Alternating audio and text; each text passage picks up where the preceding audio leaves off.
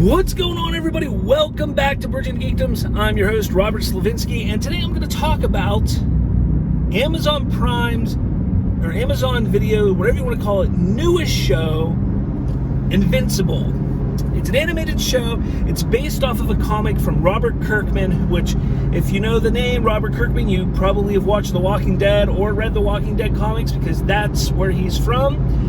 He is from The Walking Dead fame, and he created this comic book called Invincible back in the early 2000s, and it's an interesting take. It's not quite as brutal as, say, The Boys has been, but it is pretty brutal. It's a more adult take and look at the superhero genre, and I was really interested to see what he would bring. I never read the comics, but I heard about the show, so I was like, all right, let's give the show a shot.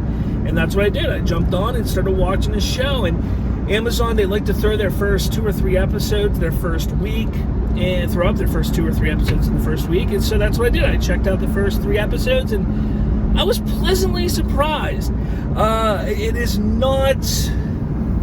There wasn't a lot to grab me at first. The ending of episode 1 is really what grabs you. You're like, holy shit, did that just happen? Like, did they really have to do that? And I couldn't, I was shocked. I was surprised that they went that route. But again, from what I understand, from what I've talked to some people, that is pretty much how the comic goes. And, you know, I like the take on superheroes, and the main character who is Invincible, that's his superhero name, you know, him getting his powers, understanding his powers, and learning how to be a superhero, I thought was a really cool aspect that we don't really see often in comics or even on, you know, movies or TV shows or anything like that.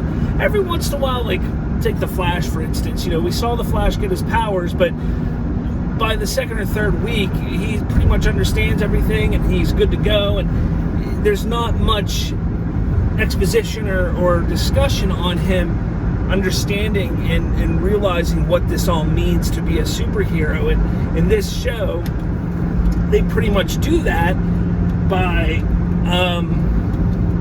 you know, the main character, his dad, being what appears to be the most powerful superhero on the planet, called Omni-Man.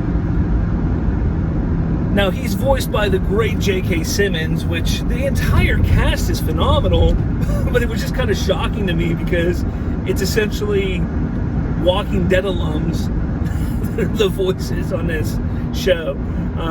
So I'm hearing voices and I'm just like, I know that person, that kind of thing.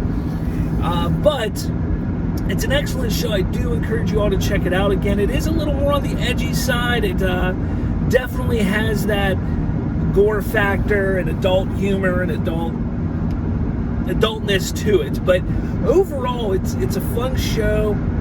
I'm interested to see where it goes. I'm impressed that the episodes are nearly an hour long. With an animated series, an animated show, that's pretty impressive. There's some editing decisions they made that I was kind of like, I could live without them doing that ever again, or I wish they did it differently. But overall, it's a fun show. It's definitely interesting, and again, I'm interested to see what happens, but let me know in the comments what you think. This is just a short, quick little review of the first 3 episodes. I may do more reviews on the rest of the season, maybe 2 episodes at a time, 3 episodes at a time, maybe every episode. Depends on how I feel every week. But let me know in the comments what you think. Is this something that you are into? Did you check it out? What are your thoughts? Have you not checked it out? Why haven't you checked it out? But yeah, let me know down below. Make sure What's going on, guys? Did you enjoy this video? If you did, make sure you smash that like button. And for more, hit subscribe with that little notification bell. That way, you'll be notified every time a new episode drops. Thanks for watching, and I'll catch you all later.